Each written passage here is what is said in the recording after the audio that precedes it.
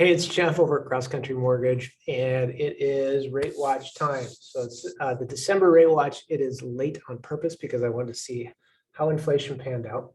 I want to relate that to the bond market, talk a little bit about the Fed hikes and what we're going to need to see in the future to see some lower rates. Okay.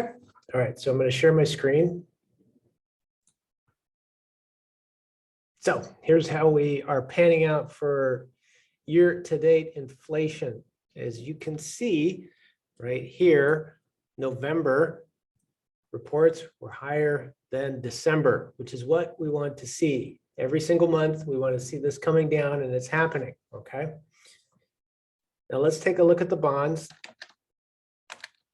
As you've seen my reports before, red is bad, or down is bad, and green is good, okay?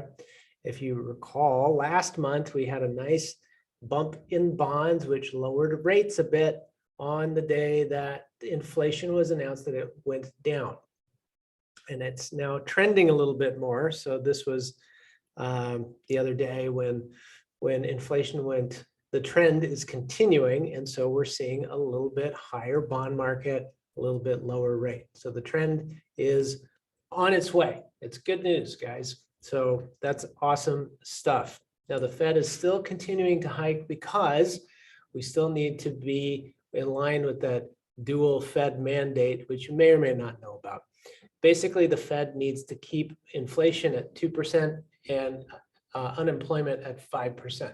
So that dual mandate creates a situation where they still need to continue rate hikes in order to slow down the economy so that we get down to a 2% inflation rate. But good news. I'm super happy about it, and it looks like we're doing the right stuff to get out of the woods here for interest rates. If you have any questions, or if you're looking or considering to buy, now is a really great time, but that's a separate subject, and I'll talk with you about that live whenever you want to chat. Have a great one. Talk to you later.